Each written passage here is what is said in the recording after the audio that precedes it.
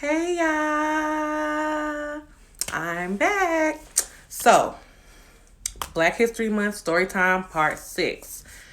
Let's talk about at risk youth. So, at risk youth is a term used by the government, used by politicians, used by city officials, used by school officials. And what it really means is a youth that is at risk of not successfully transitioning into adulthood. So I believe that at risk youth, that term is a white supremacist based term. It's mostly used to identify black students, to identify students that are in a lower socioeconomic demographic. And I believe that it is predatory, and I also believe that it's sort of like victim blaming. And if you go back to when I first started the Black History Month story time, I talked about the dominoes of oppression that fall.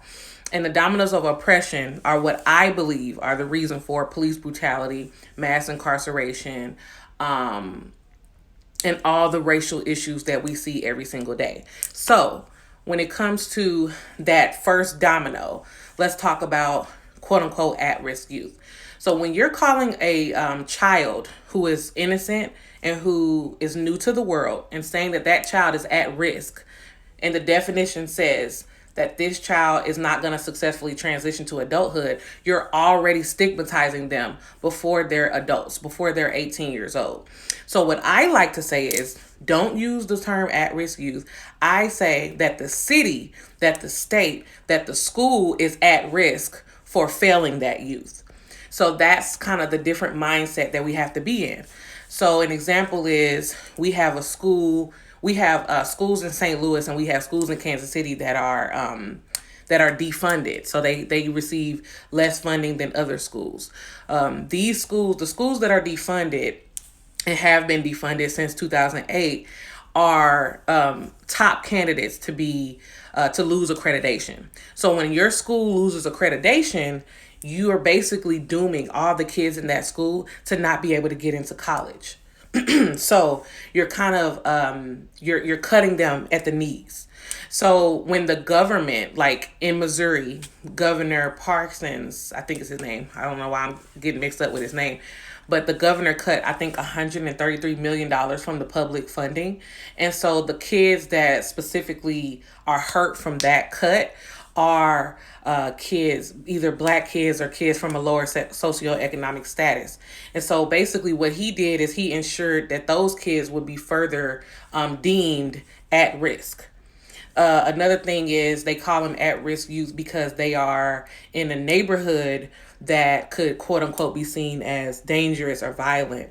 And that's another thing. Why are we stigmatizing those kids just because of where they live or because, where they grew up? So one thing about being an abolitionist is when I'm focusing on language, and I'm focusing on the reasons why things happen. And I'm talking about the dominoes of oppression. That first domino is so important because the United States uses third grade scores, and they use the titles of 8-year-olds to determine how many prisons are built. So everybody knows about the school to prison pipeline. If you don't know about it, I would suggest you read about it. But all of these things work together to form systematic oppression. And so since we're trying to combat systematic oppression, we as a community have to be very cognizant of these terms that are being used and of the weapons that are being used against our own community, against our own youth. So just because a child is born in a neighborhood that has a low socioeconomic status, just because that child happens to go to a school that the government has forgotten about and that the government has decided that they wanted to take funds from that school, or just because that child is born into a family that has been plagued by the jail system, or has been a victim of police brutality. All of these things, you're looking at the child and pointing at them when they're brand new to this world. This is not their fault.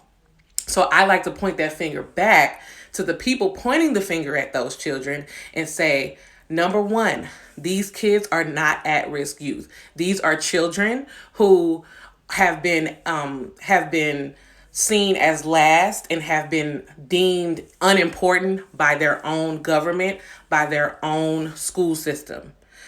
Number two, these kids specifically need additional funding.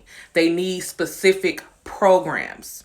For example, I do a law camp that is a program for kids who have been seen as at risk. And these are kids that the government is at risk of failing. So, number two, kids that the government is at risk of failing need programs. They need more funding. They need more support. Number three, the parents of kids that the government is failing need additional programs, additional options, additional funding. These simple things, if the government cared about them, we wouldn't have all of these issues that are at the end of the domino, which, like I said, police brutality, mass incarceration, racial discrimination in job and in housing. So all of these things work together. So I just want to focus on that first domino. And us as a community, we have to be very clear on what is important and what we need in order to move forward. And that's something that we need. So I just wanted to come back at y'all with a very, very short live. Hope y'all having a great Wednesday. The power is on here.